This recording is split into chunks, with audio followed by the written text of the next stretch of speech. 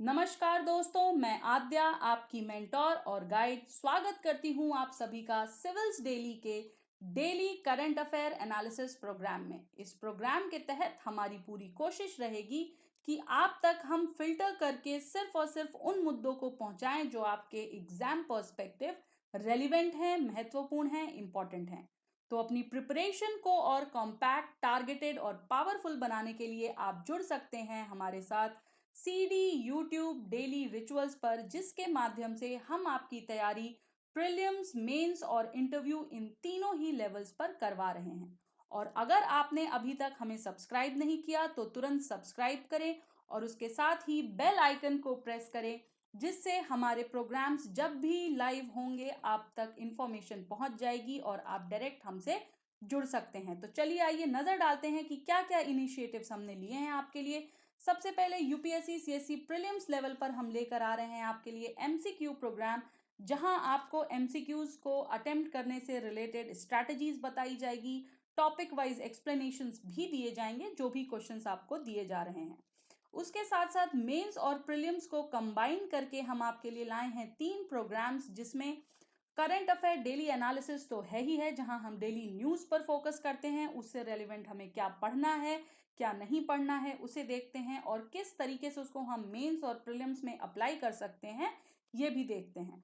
दूसरे नंबर पर हमारा है एडिटोरियल और ओपेड एनालिसिस, जहां पर आपको डेली एडिटोरियल्स को एनालाइज करके बताया जाता है कि किस मुद्दे पर बात हुई है, क्या इंपॉर्टेंट है और क्या आपको अपने आंसर्स में डालना है और समझना है। तीसरा प्रोग्राम हमारा है डेली एक्सप्लेनर्स का, जहां हम आपके लिए लेकर आते हैं एक पर्टिकुलर टॉपिक से रिलेटेड सभी इंसाइट्स और उसकी एनालिसिस, और ये टॉपिक्स आपके static as well as current portion दोनों से ही रिलेटेड होते हैं। बात करें अगर हमने प्रीलिम्स, मेंस और इंटरव्यू को कैसे क्लब किया आपकी तैयारी के लिए, तो इसके लिए हम लेकर आ रहे हैं आपके लिए weekly webinar sessions with none other than our UPSC CSC toppers. तो इस प्रोग्राम के तहत आप जुड़ सकते हैं हमारे टॉपर्स के साथ, जान सकते हैं कैसे उन्होंने अपनी तैयारी से लेकर अपनी कामयाबी तक का सफर कंप्लीट किया, क्या क्या स्ट्रैटेजीज उन्होंने अपनाई, क्या क्या सोर्सेज उन्होंने रेफर किए, एटसेट्रा एटसेट्रा। तो चलिए इसी के साथ शुरू करते हैं आज की खबरों का सिलसिला। देखते हैं आज के न्यूज़पेपर में हमारे लिए खास क्या है। सबसे पहली खबर हमारी है Omicron square grounds international flight plan से रिलेटेड, यानी कि ये जो पूरी की पूरी हमारी न्यूज़ है ये कोविड के 3rd वेरिएंट से रिलेटेड है, जिसका नाम दिया गया है ओमिक्रॉन। ओके, जीएस पेपर 3 का ये टॉपिक है, राइट। और ये खबर हमारी डायरेक्टली है किसको टारगेट कर रही है, ये टारगेट कर रही है हमारे इंटरनेशनल पैसेंजर्स को, वो लोग जो दूसरे देशों से हमारे देश में आ रहे हैं। और 6 कोविड-19 पॉजिटिव केसेस हमें मिले हैं जो दूसरे देश के पैसेंजर्स हैं उनसे अब तक, ठीक है। और सबसे बड़ी बात यहाँ पर जो एक इम्पॉर्टेंट फैक्ट आपको नोट करना है वो है कि एट रिस्क कंट्रीज क्या हैं, वो कौन से देश हैं जिनको कहा गया है एट रिस्क कंट्रीज।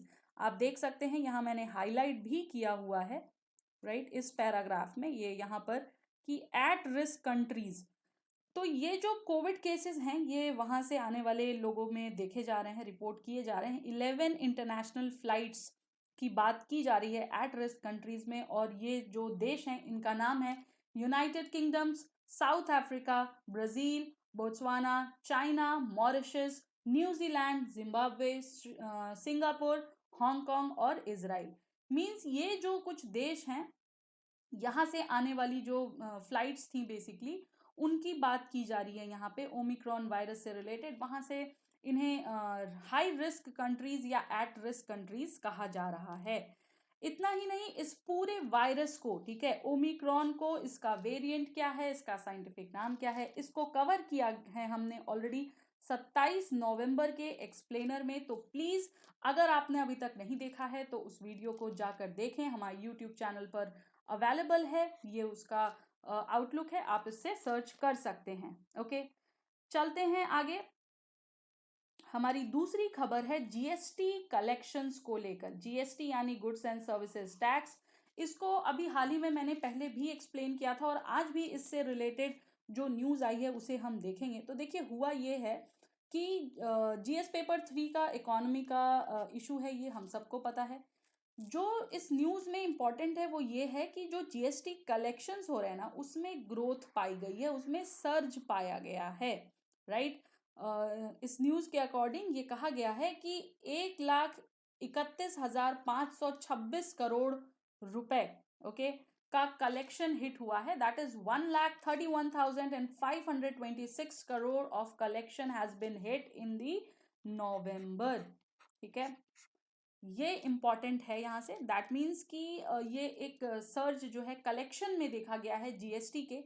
और मैं आपको बता दूं कि ये भी मेंशन है इस न्यूज़ में कि this is the second highest since the GST has been implemented. और जीएसटी का इम्प्लीमेंटेशन हुआ था 2017 जुलाई में, alright. So this is how this news becomes important, and also this is the second month in a row that collections have crossed 1.3 lakh crore rupees, ठीक है।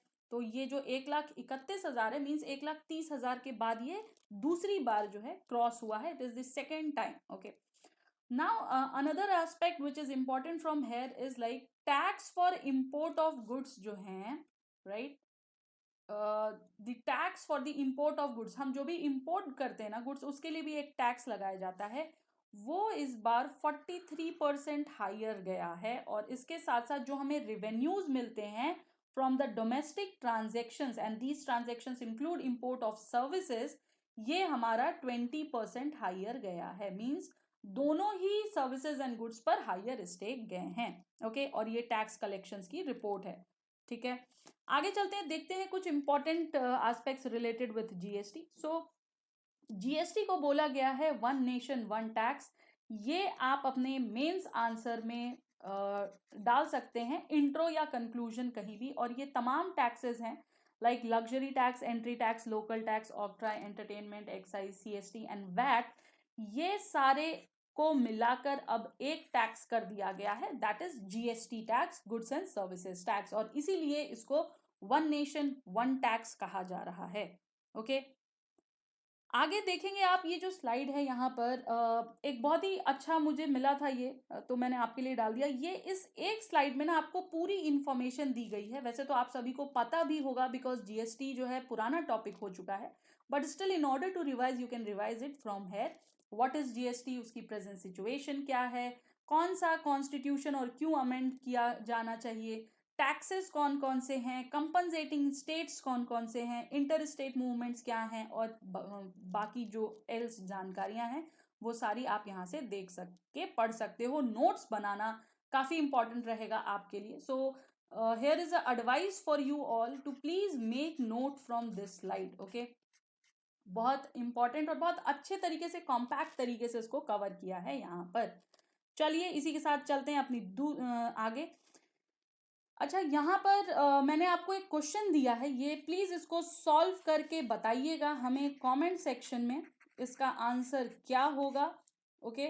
The question says what is the GST bill officially called. यहाँ पर कुछ 3-4 नाम दिए हुए हैं और आपको बताना है कि इस बिल को ऑफिशियली क्या कहा जाता है, ओके।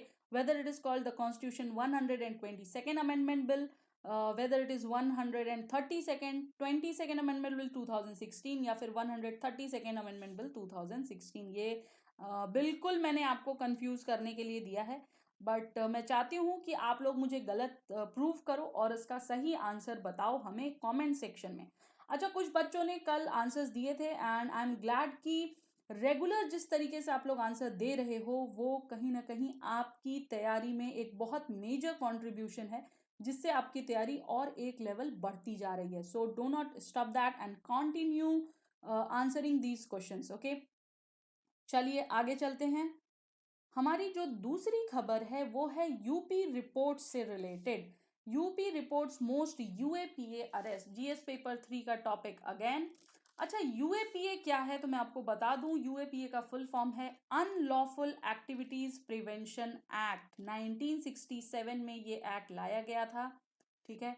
आपने सुना होगा कई बार टाडा का रेफरेंस, राइट। वो भी इसी में कहीं ना कहीं इंक्लूडेड है, रिलेटेड है, को रिलेटेड है बेसिकली। देखिए ये सारे जो एक्ट्स है ना, ये बहुत इंपॉर्टेंट है हमारे लिए मेंस पर्सपेक्टिव से। देखिए प्रीलिम्स में तो पूछ सकता है, प्रीलिम्स में आपसे फैक्चुअल डेटा पूछ सकता है, या लेट्स से कि इससे रिलेटेड लेजिस्लेशंस पूछ सकता है, इससे रिलेटेड अमेंडमेंट्स पूछ सकता है। लेकिन मेंस में एंड अलोंग विद दैट आपके ऐसे पेपर में काफ़ी इंपॉर्टेंट है ये टॉपिक, क्योंकि आप इसको अगर मेंशन करोगे, सपोजिटली आपके पास अगर टेररिज्म से रिलेटेड आया क्वेश्चन, ठीक है, या आपके पास ऐसे आया टेररिज्म पर, तो वहां आप इसको बिल्कुल कोट कर सकते हो एज इट इज, उठा करके बिना सोचे, ठीक है। तो एक शॉर्ट नोट बना लेना आप लोग कि भाई एक्ट क्या है, अमेंडमेंट के बाद क्या हुआ और कब आया, और इसका रिलेशन कैसे है टेररिज्म वगैरह से, और कौन सा स्टेट इसमें क्या कर रहा है, जो बेसिकली आज की न्यूज़ अभी मैं आपको समझाऊंगी कि क्या बात की गई है, ठीक है। तो देखिए जो ये पूरा एक्ट है ना, it is aimed at the effective prevention of unlawful activities, जैसा कि ये नाम है इसका, UA, that is unlawful activities. So it is related with effective prevention of unlawful activities association in India. India में, हमारे देश में जो भी अनलॉफुल एक्टिविटीज हो रही हैं, उससे रिलेटेड अगर कोई केस आएगा तो वो यूएपीए के अंडर देखा जाएगा। और ऐसा स्टेट जहां से कि मैक्सिमम नंबर ऑफ ऐसे केसेस रिपोर्ट हो रहे हैं, वो है हमारा उत्तर प्रदेश। जी हाँ, जब हम इसको सुनते हैं ना, टेररिज्म वर्ड जब हमें स्ट्राइक करता है, तो हमें लगता है कि यार ये तो पक्का जम्मू एंड कश्मीर से रिलेटेड होगा। बट ये बात यहाँ पर बहुत नहीं है कि जी नहीं, सिर्फ जम्मू एंड कश्मीर नहीं, बल्कि UP is at the top, and UP has been followed by Jammu and Kashmir and then Manipur, ठीक है। जनरली बॉर्डर एरियाज में टेररिज्म के एक्ट्स, अनलॉफुल एक्टिविटीज वाले एक्ट्स देखे जाते हैं, बट यहाँ पर हमारा उत्तर प्रदेश जो है वो बिल्कुल आगे झंडा गाड़े हुए है, which is a bad thing. This is not something to be boost up, because yes, this is a bad issue. जो हमारे यूएपीए अरेस्ट हो रहे हैं, जो हमारे यूएपीए एक्ट्स हो रही हैं, जो क्राइम्स हो रहे हैं, वो कम से कम होने चाहिए। और देखिए ये जो मैप आप देख सकते हैं ना, जो ये इमेज दी हुई है, इसमें बताया हुआ है कि जो ये 3 स्टेट्स हैं हमारे, that is UP, Jammu Kashmir and Manipur, इन 3 जगहों से, इन 3 एरियाज से हमारा 70% अरेस्ट आता है, ठीक है। 2020 का ये डेटा यहाँ पर आपको दिया गया है। और कौन से स्टेट से कितने हैं ये भी बताया। मणिपुर से 225 अरेस्ट हुए हैं, यूपी से 361 हुए हैं, जम्मू कश्मीर से 346 हुए, महाराष्ट्र से 7 हुए हैं, केरला से 24 हुए हैं, और तमिलनाडु से 92 हुए हैं, ठीक है। तो ये चीजें, और जो ये ग्रे वाला एरिया है ना, ये वो स्टेट्स हैं जहां से एक भी अरेस्ट नहीं हुए। See, I have pointed it out with a red dot also, ठीक है। तो ये वो एरियाज हैं जहां से कोई अरेस्ट नहीं हुए हैं, ये पूरी बात कह रहा है ये आर्टिकल। अब अगर हम आगे चलें तो देखें कि भाई ये unlawful activities prevention amendment bill जो कि 2019 में लाया गया था, ये क्या था। अच्छा देखिए, इसको इंट्रोड्यूस किया गया 2019 में, क्या यूएपीए एक्ट को नहीं, यूएपीए अमेंडमेंट बिल को इंट्रोड्यूस किया गया था। देन वो पास भी हो गया 24 जुलाई तक 2019 को, और राज्यसभा में हो गया वो 2 अगस्त 2019 को, ठीक है। इसके तहत कुछ चीजें आई। सबसे पहली चीज हमारी जो ये इंपॉर्टेंट है वो ये कि जो ये यूएपीए एक्ट है ना, ये सिर्फ इंडियंस पर नहीं लागू होता है। This is applicable to both Indian as well as foreign nationals, okay. So people can be arrested under UAPA act for this, okay. Secondly अगर हम देखें तो in June 21, while delivering a judgement defining the contours of the otherwise, ठीक है, एक इसके अंदर कुछ सेक्शंस हैं, section 15, section 17 and section 18 of this UAPA act, जो दिल्ली हाई कोर्ट थी हमारी, it has laid down some important principles, ठीक है। Principles related to what, principles related to section 15, 17 and 18 of the UAPA act, की भाई अगर आपको ये करना है तो उससे रिलेटेड ये प्रिंसिपल्स आपको फॉलो करने होंगे। और क्या कहते हैं ये तीनों हमारे सेक्शंस, ये इंपॉर्टेंट है, यहाँ पर देख लीजिए। सेक्शन 15 हमारा कहता है, section 15 engrafts the offence of terrorist act, कि भाई साहब टेररिस्ट एक्ट आखिर है क्या, ठीक है, इसको कवर करता है। सेक्शन 17 जो है हमारा, वो बताता है about the punishment for raising funds for committing a terrorist act. पहले तो भाई टेररिस्ट एक्ट क्या हुई, देन उसके लिए क्या क्या पनिशमेंट्स हैं कि अगर आप टेररिस्ट एक्ट को करने के लिए फंड्स इकट्ठा कर रहे हो, फंड्स रेज कर रहे हो, तो उसकी बात जो है यहाँ पर की गई है सेक्शन 17 में। और सेक्शन 18 जो है हमारा, वो बताता है punishment for conspiracy etcetera to commit a terrorist act और any act preparatory to commit terrorist act. ठीक है, मतलब कि अगर आप टेररिस्ट एक्ट कमिट करने के लिए कॉन्स्पिरेसी कर रहे हो, प्लान अप बना रहे हो या तैयारी कर रहे हो, तो उसके बारे में ये बताता है हमें सेक्शन 18। ठीक है, ये तीनों sections as it is please याद कर लेना, क्योंकि मैच द फॉलोइंग में अगर पूछ लिया तो दिक्कत हो जाएगी।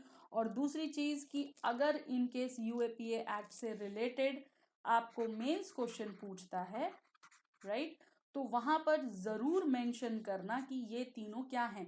You need not go and right in a very detail form, just right section 15 dash terrorist act, section 17 dash punishment for raising funds related to with regards to terrorist act, and section 18 punishment for conspiracy oblique preparatory to terrorist act। ठीक है, just ये आप अगर 3-4 चीजें cover up कर रहे हो, believe me your answer is very powerful, it is going to be okay. और अच्छा, जो ये बिल आया था ना हमारा 2019 में, इसके रिगार्डिंग एक एजेंसी है जिसको हम बोलते हैं एनआईए, राइट, उसको एम्पावर किया गया है to conduct the investigations, okay, to seize the property and inclusion of another territory in the act. ठीक है, तो ये एक इंपॉर्टेंट चीज है, इसको प्लीज देख लेना। ठीक है, चलिए इसी के साथ आगे बढ़ते हैं। और सो the next news is about EU plans 300 billion infra fund to counter China's BRI। ठीक है, सो जो हमारा यूरोपियन यूनियन है, this news is basically about that. GS paper 2 का इशू है, ओके, EU एंड चाइना। ठीक है, यूरोपियन यूनियन एंड चाइना के रिलेशनशिप की कहीं ना कहीं बात है, स्ट्रैटेजिकली इंपॉर्टेंट चैप्टर है। देखो, यूरोपियन यूनियन को and as well as China को हम पता नहीं कितने दिनों से न्यूज में लगातार देखे जा रहे हैं। So basically European Union plans 300 billion infra fund to counter China's BRI। Now what is this BRI? This is Belt Road Initiative of China. We are well aware of this initiative, क्योंकि ये trade को जो है enhance करता है, China को एक direct entry देता है इन दी एशिया एंड अफ्रीका। ठीक है, और जो EU है वो एक प्लान के साथ आ रहा है that I will create 300 billion infra funds. ठीक है, यूरोपियन यूनियन जो है वो 300 यूरो डॉलर्स का, या हम ये कहें कि $340 बिलियन डॉलर का एक फंड ला रहा है पब्लिक इंफ्रास्ट्रक्चर को डेवलप करने के लिए, जिससे कि जो चाइना का BRI है उसको काउंटर किया जा सके। ठीक है, चाइना और EU के बीच में ये है, और इसको कहा गया, ये जो फंड की जो इन्वेस्टमेंट की जा रही है, इसको कहा जा रहा है कि भाई it will be a global gateway. Now, what is Global Gateway? So, the Global Gateway is a roadmap for major investment in infrastructure development around the world. Okay, so this is all about this, and this Global Gateway इसको जो है M किया जा रहा है, जो इसमें investment हो रही है, that is aiming 2021 to 2027 time period, कि इस टाइम के अंदर अंदर हमें जो है पूरा अपना स्ट्रैटेजी पूरा जो है बेसिकली इन्वेस्टमेंट करना है, जिससे कि इंफ्रास्ट्रक्चर को हम डेवलप कर सकें। Okay okay, all right. अच्छा, बेल्ट एंड रोड के बारे में मैंने आपको बता दिया, चलिए इससे रिलेटेड कुछ और चीज़ें भी देखते हैं आगे क्या है न्यूज़ में। So the next news is about India joins G20 troika with Indonesia and Italy. GS paper 2 का again initiative. Now the question of mine is what is troika, what is troika? So troika is the, क्या होता है ट्रियोका में, जो top grouping होती है ना G20 Nations की। ठीक है, when it consists of the current, the previous and the economic presidencies। ठीक है, मतलब कि एट प्रेजेंट कौन जो है उसकी प्रेसिडेंटशिप ले रखा है G20 नेशन की, पहले किसके पास थी, एंड सेकेंडली कि आने वाले टाइम में किसके, मीन्स अगर हम कहें इस न्यूज के according, so at present it is with which country, then in 2020 it is with which country, and in 2021 in 2022 it is going to be with which country. ठीक है, तो ये अभी का, पहले का और आने वाले टाइम का, आने वाले ईयर के बारे में है ट्रायोका जो है। और इसके अंदर जो हमारे 3 नेशंस है वो हैं इंडोनेशिया, इटली एंड इंडिया।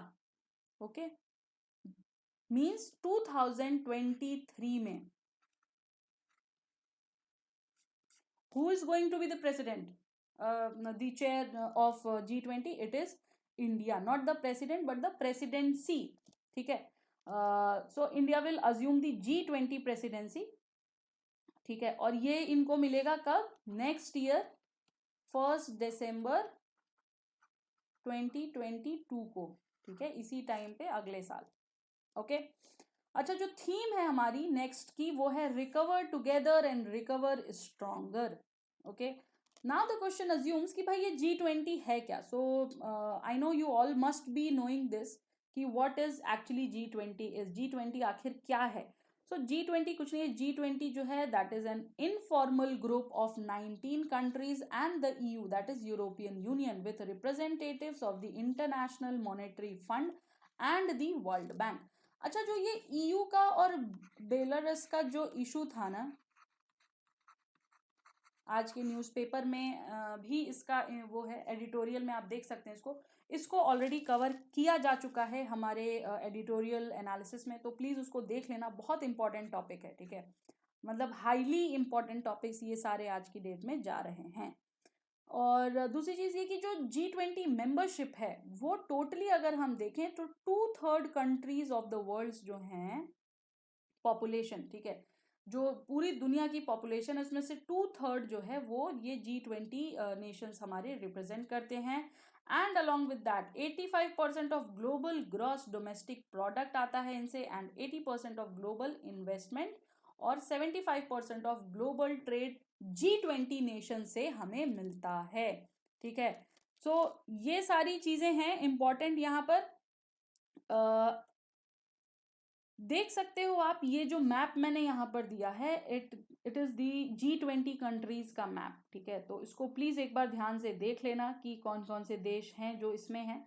अच्छा, एक इम्पॉर्टेंट चीज यहाँ पर और है कि देखो, अर्जेंटीना और साउथ अफ्रीका ये G20 इकोनॉमीज में नहीं आते हैं। ओके, लेकिन फिर भी G20 समिट में इनको इनवाइट किया गया था for their representation with regards to their respective regions in the forum. Okay, सारे देशों के नाम, उनकी GDP वगैरह सब कुछ मेंशन है। बहुत अच्छा मैप मुझे लगा तो मैं ये आप लोगों के लिए ले आई यहाँ पर। ओके, नेक्स्ट न्यूज हमारी है GIFT City emerging as India's first greenfield city. ठीक है, अब गिफ्ट सिटी, पहले तो क्वेश्चन ये आता है कि हेडलाइन में से भी 2 चीजें निकली, गिफ्ट सिटी क्या है, प्रीलिम्स के उससे बहुत इंपॉर्टेंट है। ओके, तो Gujarat international finance tech city के नाम से इसको हम कहते हैं गिफ्ट सिटी।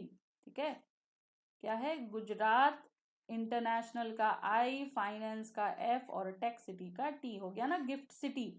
गिफ्ट सिटी जो है it is under construction central business district in Gandhinagar in Gujarat. It is located where, in Gandhinagar Gujarat. Map जरूर देख लीजिएगा इसका एक बार ना। दूसरी चीज यहाँ पर ये निकल के आती है कि भाई ये ग्रीन फील्ड सिटी क्या है। एक ही हेडिंग में बेसिकली 2 न्यूज़ेस जो हैं यहाँ पर निकल कर आ गई हैं कि ग्रीन फील्ड सिटी क्या है। So a green field city is an under developed area where greater development is proposed allowing it to develop into a city.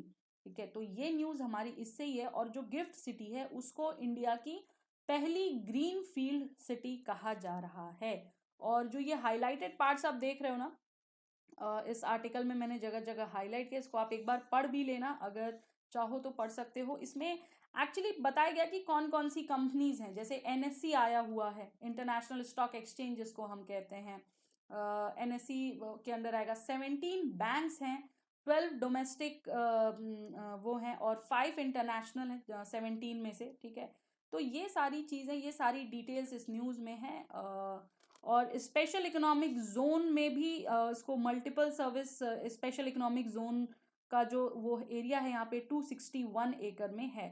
Also जो गिफ्ट सिटी का एरिया है उसका भी दिया हुआ है यहाँ पर 886, मैं लिख देती हूँ आपके लिए, 886 एकर्स। ओके, ऑल राइट, चलिए आगे चलते हैं, देखते हैं दूसरी न्यूज हमारी क्या है। So butterfly species record increase. Butterfly species की बात की गई है जीएस पेपर 3 प्लस प्रीलिम्स दोनों लेवल से, ये इंपॉर्टेंट है। रिकवर की गई हैं यहाँ पर कुछ स्पीसीज को, और इसके साथ ही साथ एक इंक्रीज भी स्पीसीज की पॉपुलेशन में देखा गया है। कहाँ पर? तो ये है पीछी वजानी वाइल्ड लाइफ सेंचुरी में। और ये कहाँ है? तो इसका हेडक्वार्टर जो है वो पीछी थिरुसूर डिस्ट्रिक्ट ऑफ केरला में है, और this is the second oldest sanctuary in Kerala. So now my question here is which is the oldest sanctuary in Kerala? ठीक है, आप मुझे बताओगे कमेंट सेक्शन में which is the oldest. Alright, अच्छा, इसका जो एस्टैब्लिशमेंट था वो 1958 में किया गया था, and it consist of Palappilly Nelliampathy forest including the areas of Chimmony wild life sanctuary. Okay, अब मैं आपको दिखाती हूँ जो जो इनमें बात की गई है। बेसिकली जो स्पीसीज हैं उनके बारे में कहा गया है। जो दो मेन स्पीसीज हैं इनकी, एक तो सदर्न बर्डविंग, ठीक है, यहाँ पर मेंशन है सदर्न बर्डविंग के बारे में, और यहाँ पर मेंशन है ग्रास ज्वेल के बारे में। सो सदर्न बर्डविंग सबसे बड़ी है, और ग्रास ज्वेल जो है वो सबसे छोटी बटरफ्लाई स्पीसी मानी जाती है। इसके साथ साथ बुद्धा पिकॉक जो कि स्टेट बटरफ्लाई है केरला की, उसके बारे में भी मेंशन है। ठीक है, और कितने स्पीसीज मिले हैं? 326 फाउंड हुए हैं केरला में, 156 रिकॉर्ड किए गए हैं 242 स्क्वायर किलोमीटर के अंदर ही अंदर। और भी कुछ स्पीसीज हैं, उनका नाम यहाँ पर मेंशन है। Nilgiri grass yellow, Travancore evening brown, Malabar flash orange tail awl, और southern spotted ace and common onyx. इस पूरे डिवीजन में ना 23 स्पीसीज ऑफ बटरफ्लाईज को रेड लिस्ट किया गया है IUCN के अंडर। ओके, चलिए देखते हैं। तो ये है हमारी सदर्न बर्डविंग जो कि सबसे लार्जेस्ट है, और ये है हमारी ग्रास ज्वेल जो कि सबसे छोटी है। ओके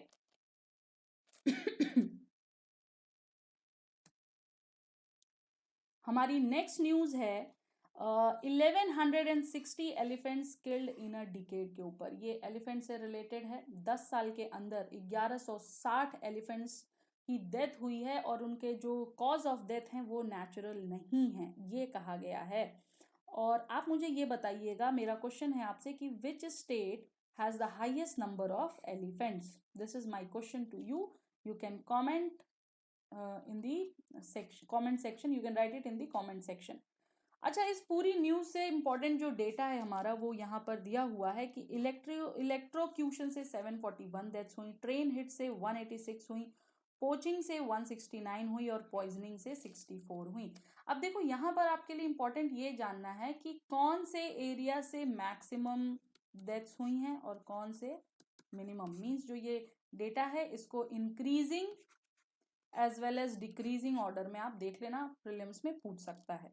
ठीक है, नेक्स्ट थिंग जो इस पूरे न्यूज से इंपॉर्टेंट है, कहीं एज सच बहुत बड़ा न्यूज में कहीं कवर अप नहीं किया गया, लेकिन हाँ प्रोजेक्ट एलिफेंट ये इंपॉर्टेंट है।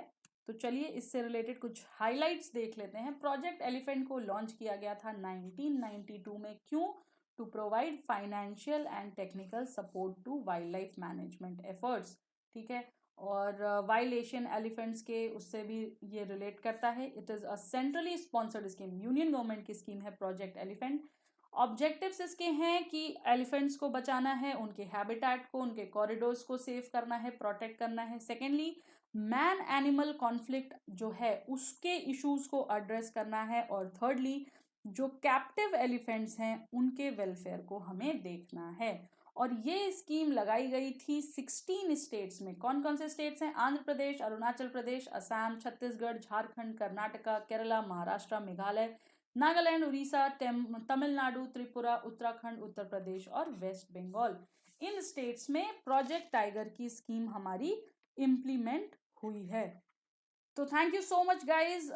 हम यहीं रोकते हैं अपने आज की खबरों के सिलसिले को, पॉज देते हैं और आशा करते हैं कि आज की जो भी रिलेटेड करंट अफेयर कवरेज थी, जो न्यूज़ थी, वो आपको अच्छे से समझ में आई होगी। अगर कोई टॉपिक समझने में आपको प्रॉब्लम हो रही है तो आप उस पर्टिकुलर टॉपिक को भी स्टेट करके हमें कमेंट सेक्शन में बता सकते हैं, जिससे कि हम आपकी मदद कर सकें। इसके साथ साथ आज का जो पूरा जो न्यूज़ कवरेज था उससे रिलेटेड मैंने जो क्वेश्चंस पूछे हैं, प्लीज़ उसके आंसर्स हमें कमेंट सेक्शन में बताइए, जिससे कि हम देखें कि आपकी तैयारी कैसी है और हम उसे और अच्छी बनाने में आपकी हेल्प कर सकें। ठीक है। और दूसरी चीज़ ये कि अगर आप लोग इसका पीडीएफ चाहते हो तो जो समन्वय का लिंक दिया हुआ है उसके फॉर्म को क्लिक करके फिलअप करिए और आपको डेली पीडीएफ्स वहाँ से मिल जाएंगे। और बने रहिए हमारे साथ। Thank you so much for staying with us and thank you so much guys.